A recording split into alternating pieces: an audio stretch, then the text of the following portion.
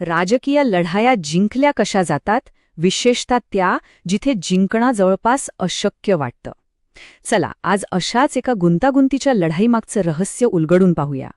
प्रत्येक राजकीय नकाशावरनं काही जागा अशा असतात की ज्या जिंकणं एक मोठं आव्हान असतं. आपण सुरुवातच अशा एका जागेपासून करणार आहोत जिथे राजकीय अस्थिरता हाच एक नियम बनून गेलाय. तर हे आहे ते ठिकाण, महाराष्ट्रातलं वैजापूर. हेच ते राजकीय कोडं आहे ज्याचं उत्तर आपण शोधणार आहोत. इथं प्रत्येक निवडणूक एक नवं आव्हान घेऊन येते. आता इथं बघा, खरी गंमत आहे. इथला गोंधळ पहा. गेल्या 2 दशकांपासून सत्ता सतत बदलतीये. त्यामुळे झालंय काय की कोणताही एक पक्ष इथे आपली पकड मजबूत करू शकलेला नाही. म्हणजे इथं कुठलाही राजकीय पॅटर्न अस्तित्वातच नाहीये. आणि ही जी अस्थिरता आहे ना, ती विजयाच्या मार्जिनमध्ये अगदी स्पष्ट दिसते. जिंकण्याचं अंतर इतकं कमी आहे, कधीकधी तर फक्त 2-3%. याचा अर्थ काय?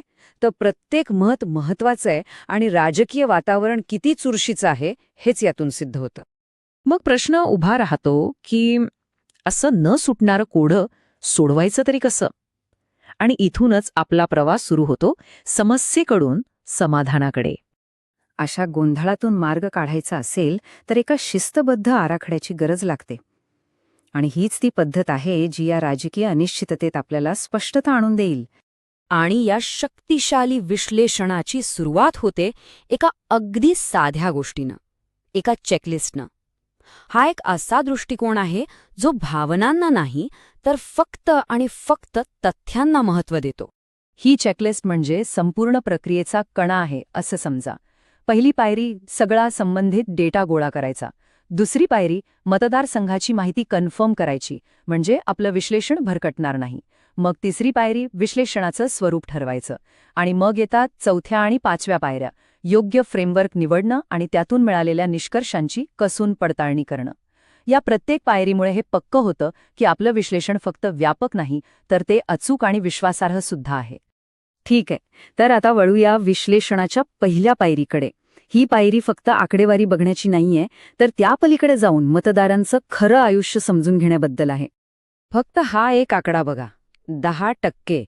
ही आहे त्या भागातल्या भूजल पातळीत झालेली घट. आता हा फक्त एक आकडा नाहीये, हा तिथल्या शेतकऱ्यांच्या मोठ्या वर्गासाठी अस्तित्वाचा प्रश्न बनलाय. आणि यामुळेच त्यांच्यात मोठा असंतोष आहे.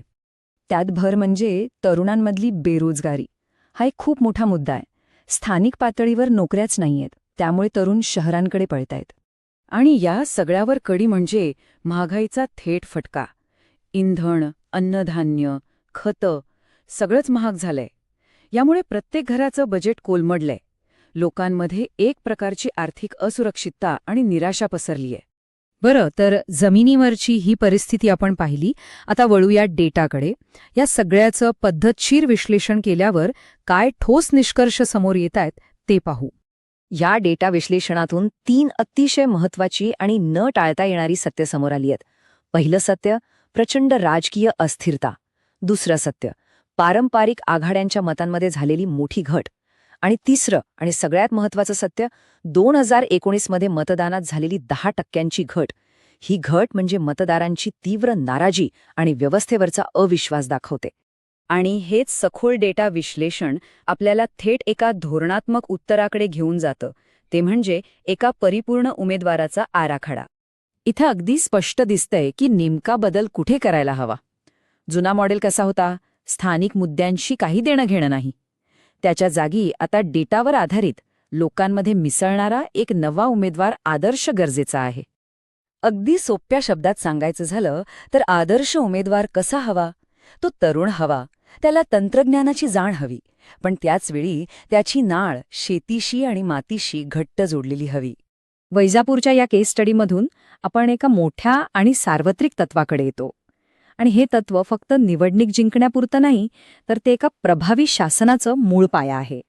आणि या संपूर्ण विश्लेषणाचं सार या एका वाक्यात दडलंय: विश्वासार्हतेकडे वहा, जागृत रहा.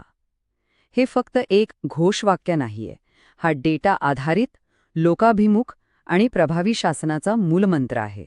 हाच तो मार्ग आहे जो खऱ्या अर्थाने जनादेशाकडे घेऊन जातो.